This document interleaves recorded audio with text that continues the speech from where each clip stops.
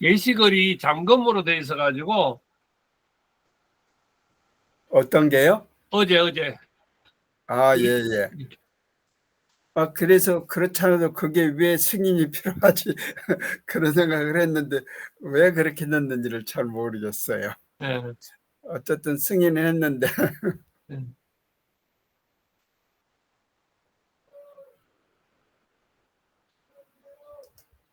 그래서 아마 다른 사람들은 못 올렸을 수도 있어요. 잠깐만요. 제가 집을 네, 수리하는데 네. 여기 수리하시는 업자가 온 것 같아요. 문 좀 열어줘 보겠습니다. 네.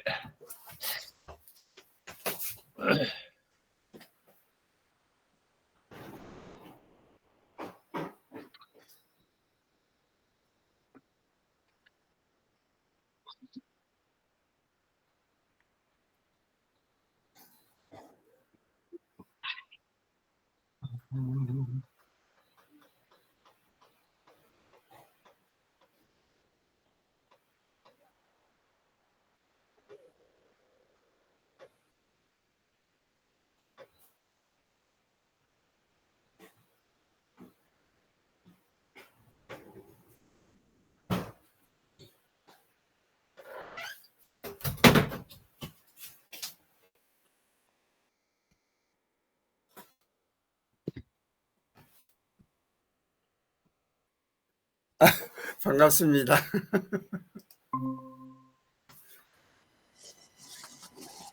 대표님 반갑습니다. 안녕하세요. 네, 안녕하세요. 강기남 대표님이 오늘은 이 댓글도 안 다시고 제가 지금 안내를 안 해서 그런가 지금.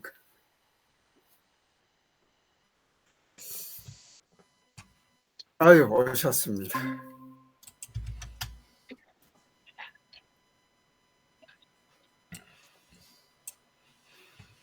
안녕하세요, 대표님. 금요 독서 토론을 시작하도록 하겠습니다.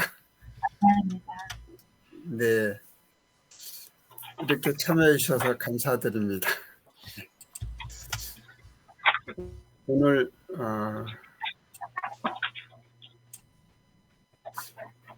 제가 늘 이 녹화를 실패를 하던데 어쩔런지 오늘 또 한번 시도를 해보겠습니다. 오늘 발제는 공 원장님, 유 대표님, 강기남 대표님, 유지상 군 저 그런 순서로 하도록 하겠습니다. 공 원장님 부탁드리겠습니다.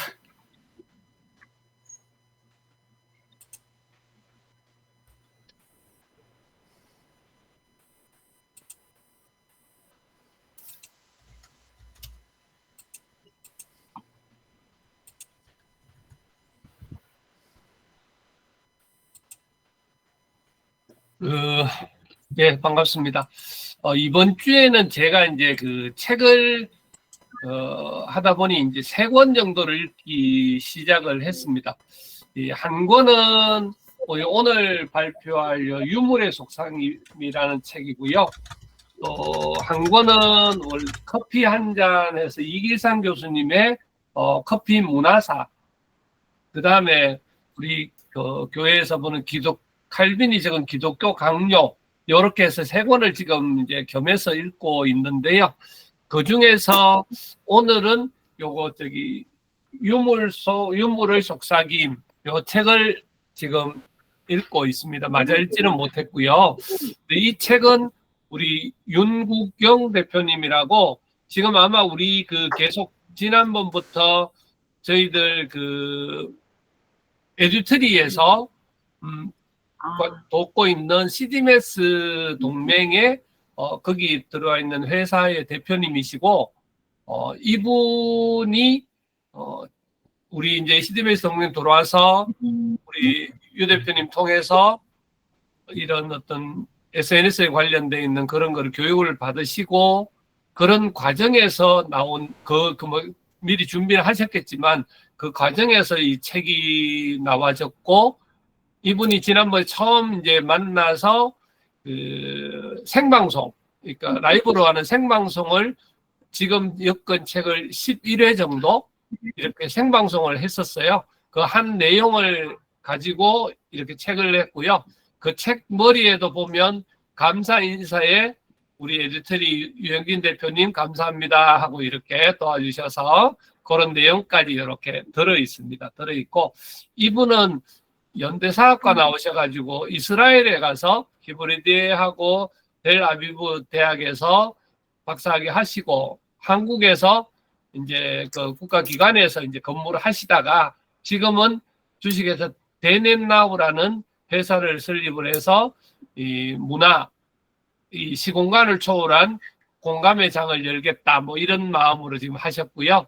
이분 책이 제가 이제 그 읽게 된 이유가 또 지난주 그전에도 계속 구입을 해서 준비를 하려고 그랬는데 시간이 잘 안 맞고 뭐 그래서 못 하다가 지난주에 또 이 우리 CDMS 동맹의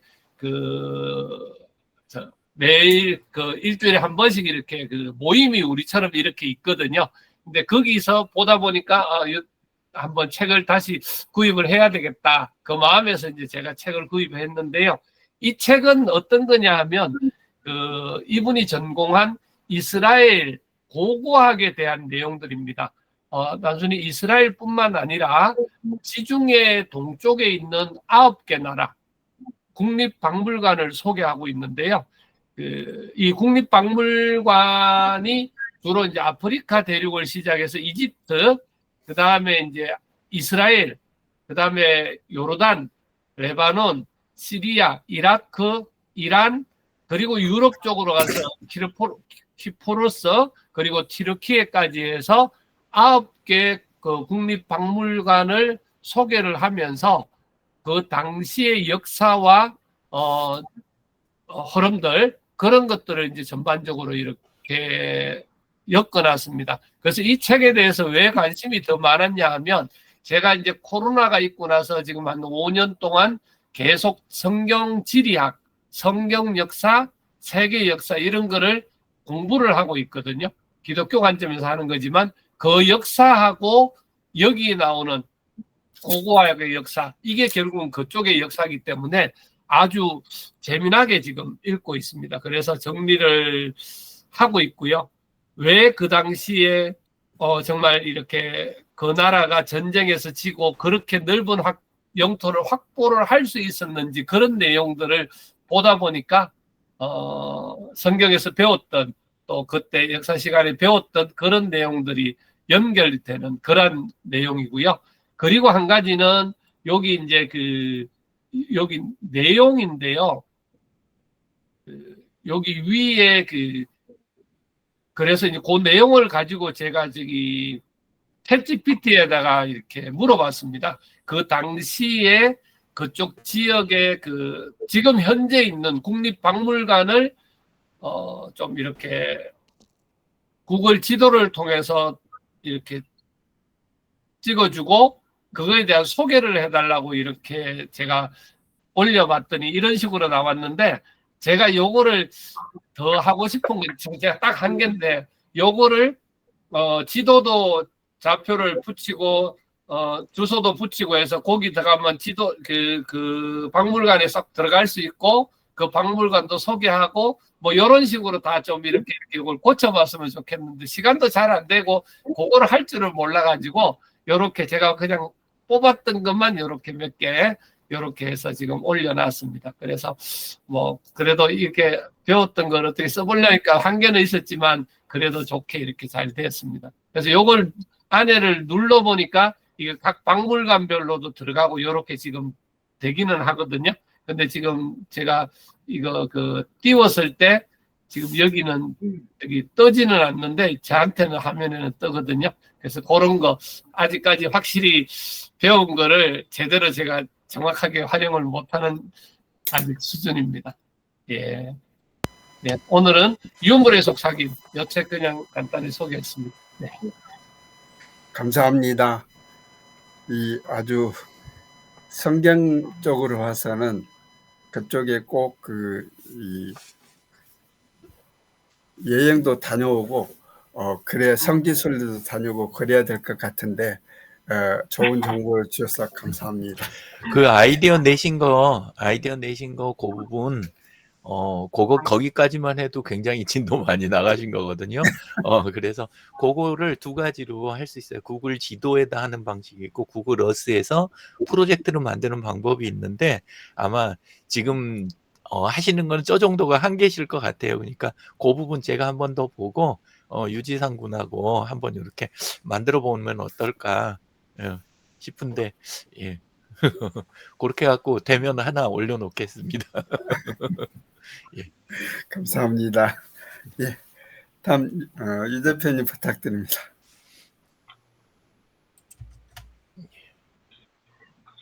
화면 공유하겠습니다. 예.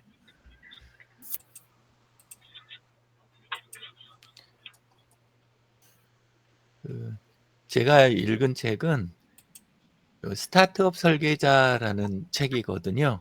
예, 요거는 제프 워커라는 분이 이렇게 만든 건데, 이 안에서 이야기 제일 많이 나오는 거는 PLF라는 그런 기법이에요.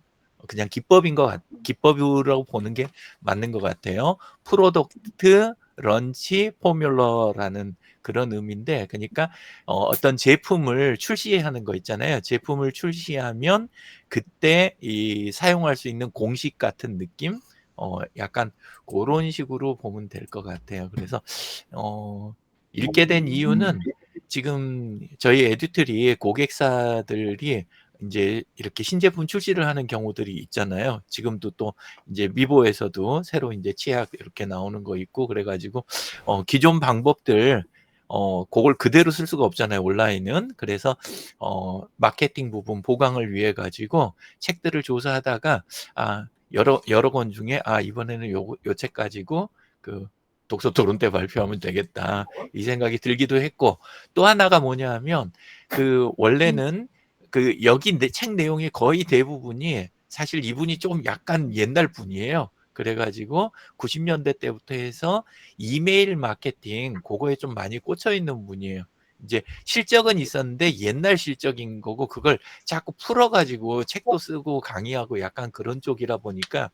근데 이제 저희도 과거에 구글 그룹스라고 그래가지고 이메일을 활용하는 기능이 보통 많이 안 알려져 있는데 구글 안에도 있어요. 구글 그룹스라고. 그래서 그걸 통한 마케팅을 꽤 오래 해봤는데, 혹시 또 그걸 다시 쓸 수 있나? 약간 이런 생각이 들어가지고 이제 읽게 됐습니다. 근데 실제 읽다 보니까 내용이 조금 낡은 부분들이 책에 아직도 많이 남아 있더라고요. 이제 새로운 거 보강하려고는 했는데, 예, 그래서 좀 업데이트를 고려하면서 이걸 읽어야 되겠다. 중간에 좀 마음이 그렇게 바뀌었고요.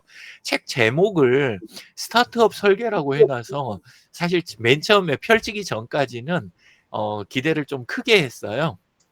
약간 다각도적인 좀 거시적인 이런 부분의 접근이 아닐까 싶었는데, 읽다 보니까 갈수록 온라인 마케팅에 대한 부분이 그냥 거의 전부고, 그 외에 스타트업에 필요한 그런 쪽들이 많이 고려된 책은 아니다. 그래서 제목이 조금 내용하고 매칭이 좀 덜 되는 거, 그게 좀 아쉬웠습니다. 그래서 지금 SNS하고 AI 시대잖아요. 그래서 요쪽에 맞게 수정해 가면서 메모하고 정리해 가면서 다시 읽는 중입니다. 예, 그런 쪽으로 해서 조금 더 보강을 해야 되겠다, 이런 생각이 들었고요. 그다음에 조금 내용을 더 보면 한 숫자가 들어오신 분들 계시니까 조금 더 해도 될 것 같아서, 예. 괜찮죠?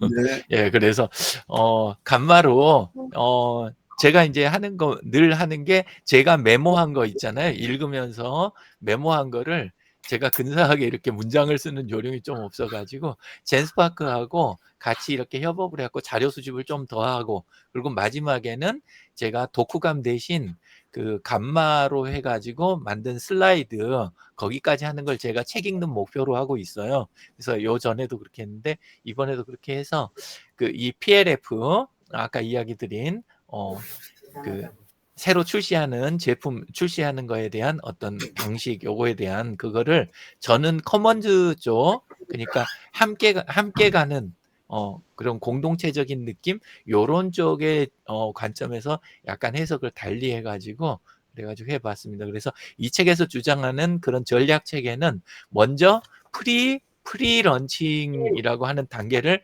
먼저 거치자. 그리고 그 다음에 프리런칭이라는 단계 그리고 오픈 카트라는 개념으로 해서 사람들을 접하자마자 이렇게 판매로 시작하는 그런 방식에 대한 거 그리고 나서 이제 포스트 런칭 요쪽으로 넘어가는 요 네 단계 그렇게 해서 넘어가는 방식을 이 책에서 주장하고 있고요. 그리고 하면서 주로 관점을 보이는 게 고객들에 대해서 어떤 것들을 확보를 해야 되냐 그런 거를 여기서는 9가지로 해가지고 정리를 하거든요. 그래서 권위성이 있어야 되고 상호 호혜성 그리고 내용이 합리적이어야 된다. 그리고 사람들한테 어떤 그 소망을 심어주는 거 그리고 이거를 단지 컨텐츠로 전달하는 게 아니라 이벤트를 통해 가지고 전달을 하는 이벤트로 만들어야 된다. 이거 자체를 그런 면 그리고 커뮤니티를 이렇게 그 강조하는 부분 이런 부분은 저랑 잘 맞더라고요. 이분이 원래 90년대 때에는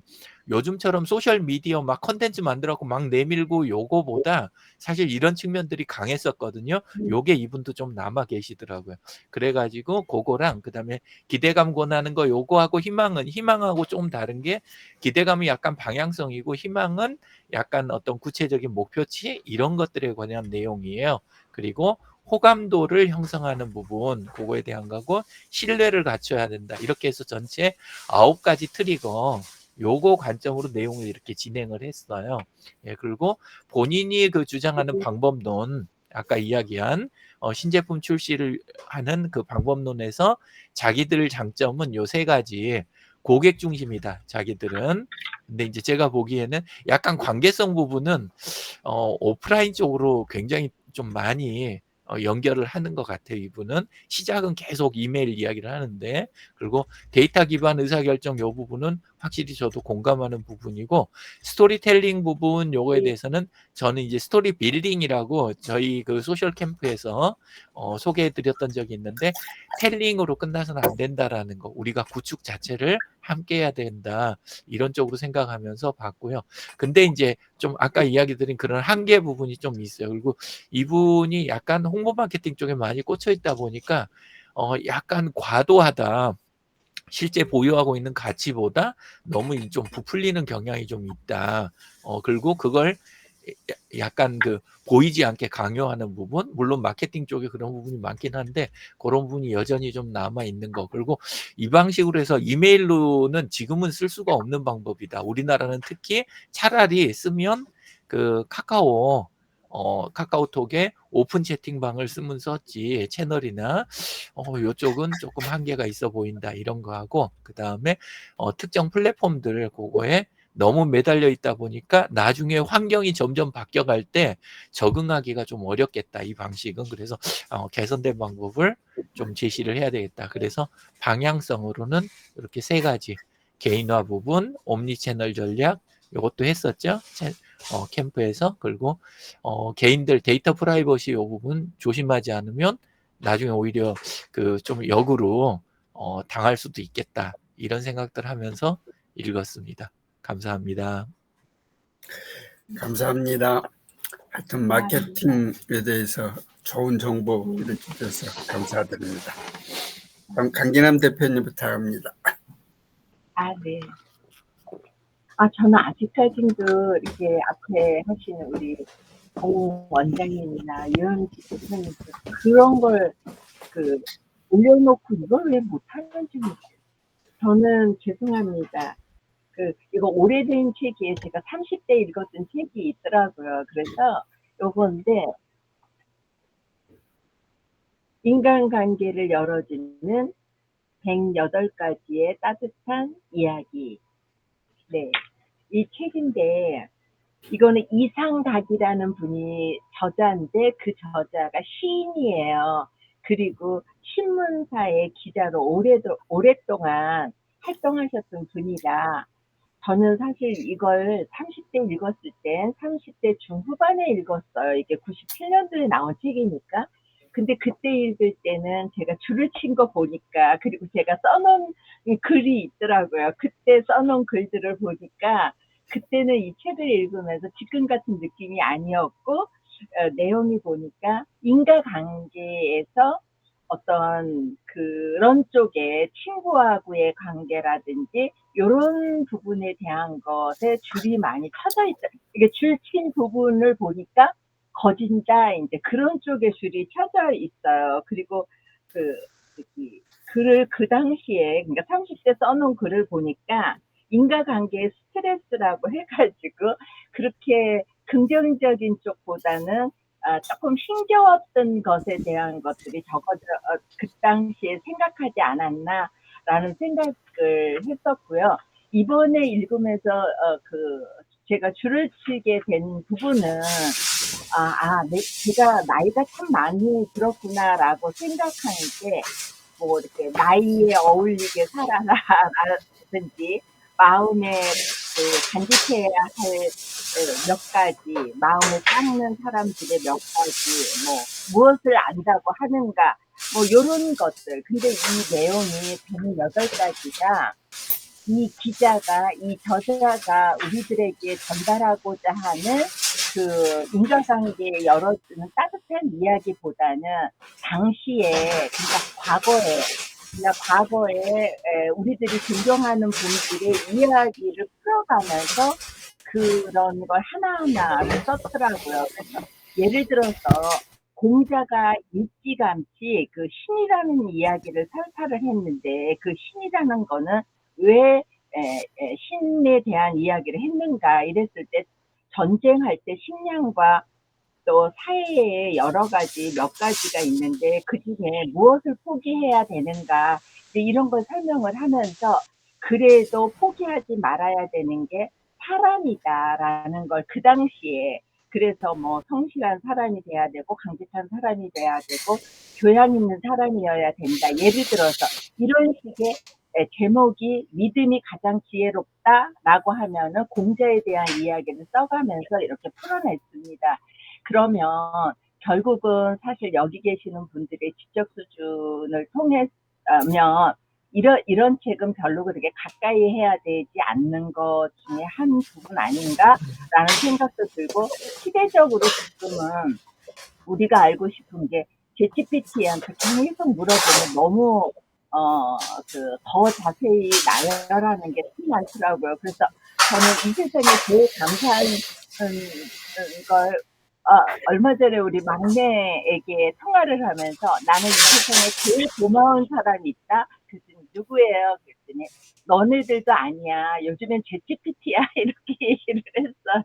이 정도로 제가 궁금하고 제가 뭘 알고 싶은 거 있으면 과거에는 자식들한테 눈치 보면서 물어보고 또 제가 궁금해하는 어떤 전문가들에게 조금 조아리면서 이걸 물어보면서 감사한 마음을 들었는데 지금은 이상하게 챗GPT한테 물어보면 제가 상상도 초월할 수 있을 정도로 물론 우리 아들은 200불을 내고 쓴다고 해요. 그리고 우리 직원 중에 한 분은 조금 돈을 내는데 저는 무료로 쓰고 있는데도 이렇게 감사한데 그래서 미안해서 약간의 어떤 월정에 내야 되겠다라는 마음이 들 정도로 정말 감사하다라는 생각을 하고 있습니다.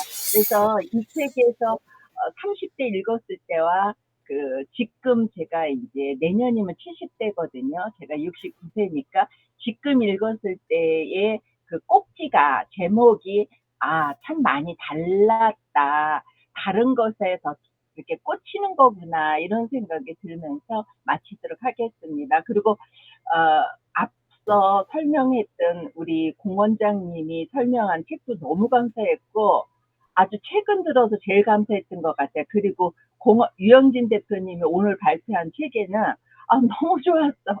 그래서 나 이따 가서 또다시 막 적긴 했어요. 뭐 호혜성이 있어야 되고 권위성이 있어야 되고 합리성, 이벤트, 기대감, 호감, 희망, 커뮤니케이션, 신뢰 이렇게 제가 막 적어가면서 그게 정리된 거를 막 적었어요. 그러면서 이거 이렇게 쉽게 표현을 했구나 마케팅에 대해서 이러면서 아주 감사해 들었습니다. 감사합니다. 감사합니다. 그 모범 시민 아니면 선배 시민으로서 이렇게 이 좋은 정보를 이렇게 주셔서 감사합니다. 이 다시 또 읽어볼 수 있는 책이 아닐까 이렇게 생각합니다. 네. 다음 유지상 군 부탁드립니다. 네, 제가 저번에도 요 게임을 주제로 원작 소설들에 대해서 소개를 하고 그랬거든요. 너무 이게 제가 하고 있는 그 게임의 화면입니다. 여기에 12명의 캐릭터가 등장하게 되는데요. 그 우리나라 소설 이상의 날개, 그리고 아, 신곡에 나오는 파우스트, 돈키호테에 나오는 돈키호테, 그 다음에 잠깐만 지금은 기억이 나지 않는데 지옥변의 류슈, 그리고 얘가 저번에 소개드렸던 이방인에 나오는 메르소, 이번에는 여기 있는 그 변신에 나오는 그레고르를 소개해드리려고요. 제가 전에 혹시 변신에 대해서 소개를 했던가요? 안 했나요? 모르겠어요. 한 줄 정도 했어요. 한 줄 정도? 벌레가 됐다고 그렇게 했어요. 그렇게 단순하게만 설명을 해드렸나요? 예. 예, 알겠습니다. 요 캐릭터를 맨 처음 봤었을 때요, 한쪽 팔이 벌레인 거예요. 여기 오. 보시면은. 그래가지고 벌레? 그리고 얘가 왜 게임 속에서 왜 바퀴벌레 양반, 벌레 양반 왜 이렇게 불릴까 해가지고 제가 이거 원작 소설을 찾아봤습니다. 그러다 보니까 되게 좀 흥미롭더라고요. 그래서 창을 바꿔가지고 이번에는, 잠깐만요. 이러면 보이십니까? 이게 변신 보여요. 예. 1915년 12월, 그리고 프란츠 카프카, 여기에서 이 책이 나왔더라고요.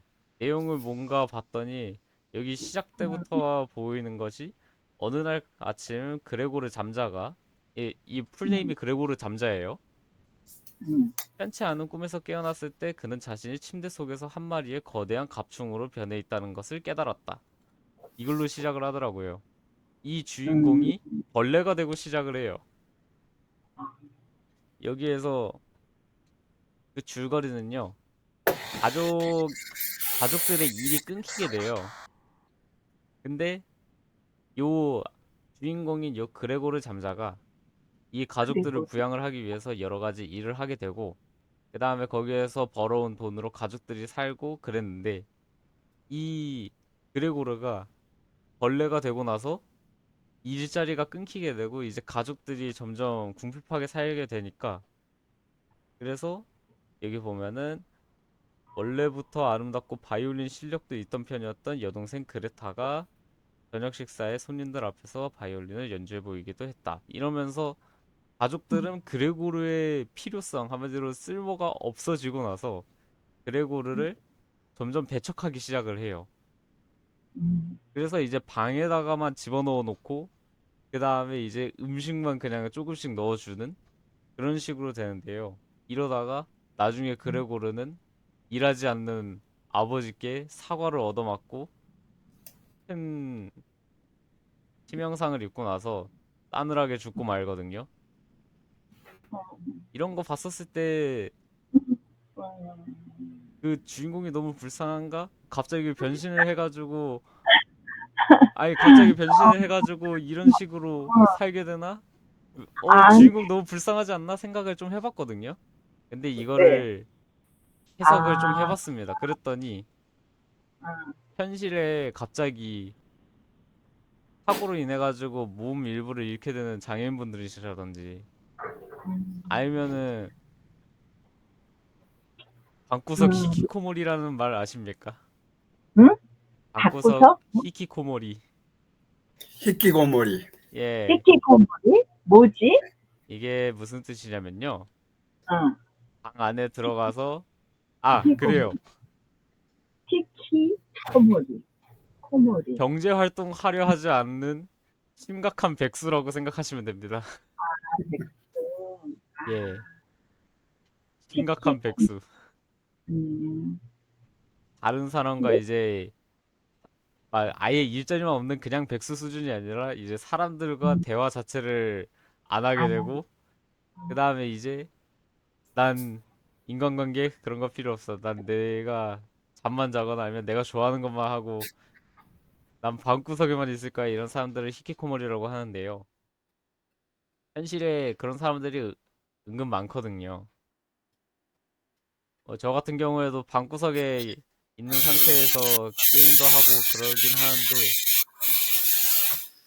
그래도 이렇게 여러분들 만나고 게다가 디스코드에서 친구들도 만나고 게다가 제가 오프라인에서 할 수 있는 일이 아닌 온라인에서 할 수 있는 일들을 하고 있기 때문에 이거랑은 좀 다르게 생각을 했지만요. 뭔가 1915년 그게 거의 100년 전이잖아요. 110년 전이긴 한데 요즘 보니까 또 이렇게도 해석이 돼버리는 그런 거 보니까 정말 재밌고 흥미롭고 그리고 주인공이 불쌍하게 느껴졌습니다. 이거 되게 보시면요.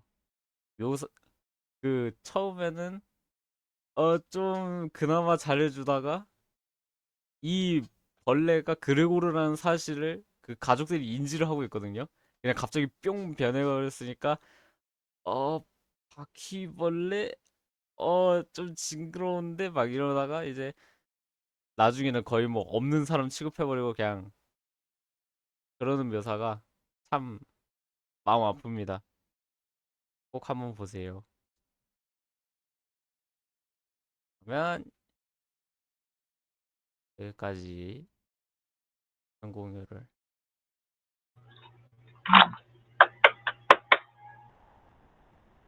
마이크 꺼져 있으십니다. 네. 유영진 님도 마이크 별- 꺼져 있으십니다. 그러게. 그 변신이라는 소설이 굉장히 얇은 소설이에요. 예. 아, 예, 그런데 그걸 이렇게 멋지게 소개해 줘서 감사드려요. 어떻게 보면 이 자본주의의 폐해를 이렇게 소개한 거 아닌가, 또는 장애를 어떤 여러 가지로 해석할 수 있는 그런 이 소설인데요. 읽어보면 감동입니다. 예. 시간이 너무 지났으니까 저도 간단하게 소개를 드리겠습니다.